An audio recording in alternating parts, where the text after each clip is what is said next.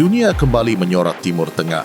Setelah lebih dari 1 tahun konflik brutal di Gaza yang menewaskan puluhan ribu orang dan menghancurkan infrastruktur sipil, kini muncul sebuah inisiatif internasional baru yang diklaim sebagai jalan keluar menuju perdamaian.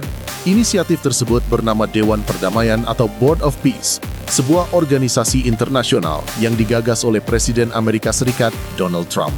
Di tengah gelombang kontroversi dan kritik global, Indonesia secara resmi menyatakan bergabung dalam Dewan Perdamaian ini bersama 7 negara lain dari kawasan Timur Tengah dan Asia. Keputusan tersebut langsung memantik perdebatan publik, terutama terkait isu kedaulatan, potensi konflik kepentingan, hingga rumor kewajiban pembayaran dana fantastis senilai 1 miliar dolar Amerika Serikat atau setara hampir 17 triliun rupiah. Konflik Gaza sendiri bukanlah konflik biasa. Sejak pecah pada Oktober 2023, perang antara Israel dan kelompok bersenjata di Gaza telah berkembang menjadi salah satu tragedi kemanusiaan terbesar di abad ini. Data terbaru mencatat lebih dari 71.000 orang tewas dan lebih dari 171.000 lainnya terluka. Mayoritas korban adalah warga sipil, termasuk perempuan dan anak-anak. Rumah sakit hancur, sekolah luluh lantak, dan jutaan warga hidup tanpa akses air bersih, listrik, serta bantuan medis yang memadai. Di tengah tekanan internasional, akhirnya disepakati gencatan senjata yang kini telah memasuki fase kedua. Namun sejarah menunjukkan bahwa gencatan senjata tanpa mekanisme politik yang kuat selalu rapuh. Disinilah Dewan Perdamaian hadir, setidaknya menurut narasi yang disampaikan para penggagasnya.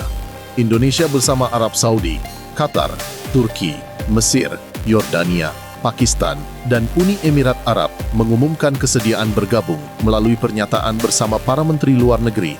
Undangan tersebut disampaikan langsung oleh Presiden Amerika Serikat kepada para pemimpin negara-negara tersebut. Bagi Indonesia, keputusan ini tidak diambil secara spontan. Pemerintah menegaskan bahwa langkah ini melalui pertimbangan diplomatik yang matang. Kementerian Luar Negeri Republik Indonesia menyatakan bahwa tujuan utama keanggotaan Indonesia dalam Dewan Perdamaian adalah untuk mendorong penghentian kekerasan, memperkuat perlindungan warga sipil, serta memperluas akses bantuan kemanusiaan bagi rakyat Palestina di Gaza. Pemerintah juga menilai bahwa Dewan Perdamaian bukanlah pengganti Perserikatan Bangsa-Bangsa, melainkan mekanisme sementara yang dirancang untuk merespons situasi darurat. Fokus utamanya adalah menghentikan kekerasan secepat mungkin dan memastikan perlindungan bagi warga sipil di wilayah konflik. Dalam konteks ini, Indonesia melihat peluang untuk memainkan peran aktif, bukan sekadar menjadi penonton atau pengkritik dari luar. Sejak lama, diplomasi Indonesia konsisten mendukung perjuangan rakyat Palestina dan solusi dua negara berdasarkan hukum internasional. Bergabung dengan Dewan Perdamaian dipandang sebagai salah satu jalur untuk memperkuat posisi tersebut secara praktis dan langsung di meja pengambilan keputusan. Namun, keputusan ini tidak lepas dari kontroversi besar. Salah satu isu yang paling ramai dibicarakan adalah dugaan kewajiban membayar kontribusi sebesar 1 miliar dolar Amerika Serikat bagi negara yang ingin memperoleh status anggota permanen Dewan Perdamaian. Angka ini memicu kegaduhan publik, terutama ketika dikonversikan ke dalam mata uang rupiah yang mencapai sekitar 16,9 triliun rupiah. Menanggapi hal tersebut, Kementerian Luar Negeri Republik Indonesia memberikan klarifikasi tegas. Indonesia bersama negara-negara lain bergabung sebagai anggota non-permanen dengan masa keanggotaan 3 tahun pertama. Untuk kategori ini, tidak ada kewajiban pembayaran dana apapun. Pemerintah menegaskan bahwa hingga saat ini belum ada pembahasan mengenai pembayaran kontribusi tersebut dan keanggotaan Indonesia sama sekali tidak mensyaratkan penyetoran dana miliaran dolar. Penegasan ini menjadi krusial karena menyangkut persepsi publik terhadap posisi Indonesia.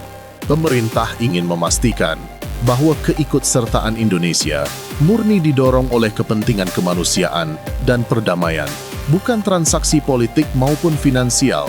Dalam pernyataan resminya, Kementerian Luar Negeri juga menyampaikan bahwa setelah proses administratif dan prosedur hukum masing-masing negara selesai, Indonesia dan negara-negara lain akan menandatangani dokumen resmi keanggotaan Dewan Perdamaian.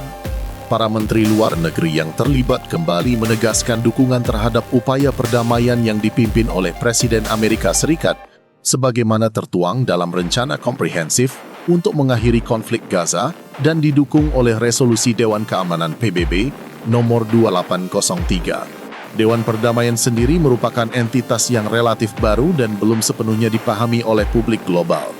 Awalnya, organisasi ini dirancang untuk mengawasi rekonstruksi Gaza pasca perang. Namun, piagam dan struktur yang kemudian diumumkan menunjukkan bahwa peran Dewan Perdamaian jauh lebih luas. Organisasi ini dirancang untuk terlibat dalam berbagai konflik global lainnya dan bertindak sebagai otoritas transisi di wilayah-wilayah pasca konflik.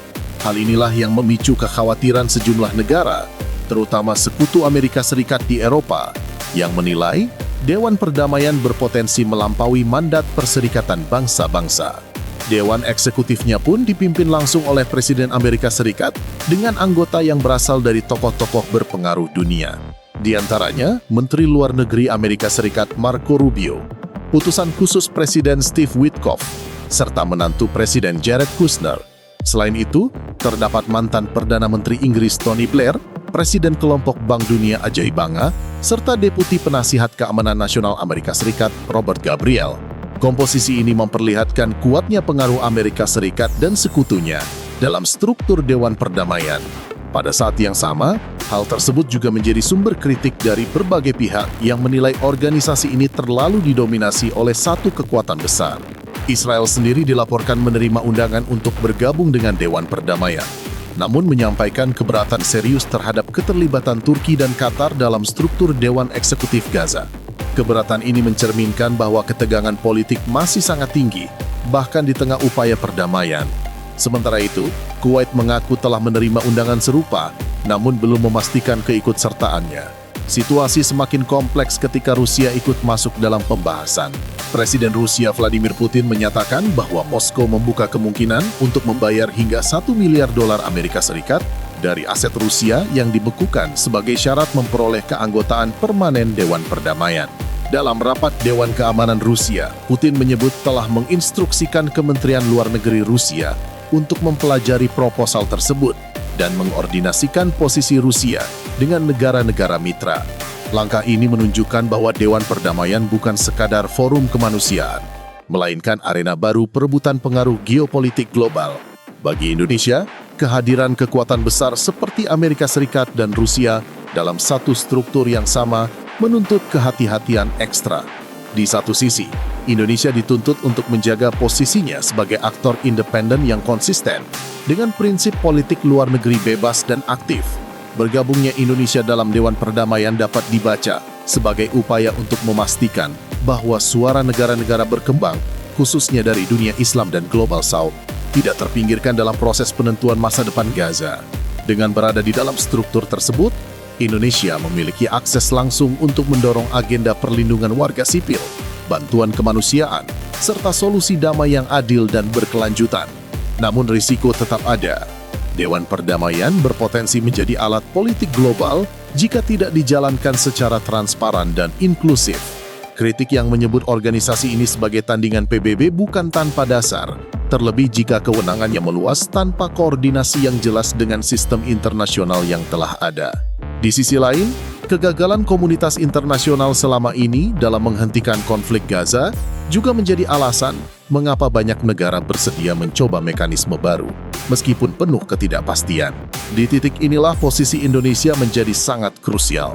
Apakah keikutsertaan ini akan memperkuat peran Indonesia sebagai jembatan diplomasi dan kekuatan moral dalam isu Palestina, atau justru menyeret Indonesia ke dalam pusaran konflik kepentingan global, masih akan ditentukan oleh langkah-langkah konkret ke depan.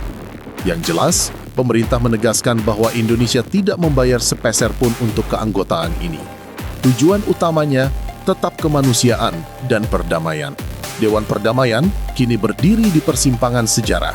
Ia bisa menjadi instrumen efektif untuk menghentikan kekerasan dan memulai rekonstruksi Gaza secara bermartabat, atau sebaliknya, menjadi sumber konflik baru dalam tatanan internasional.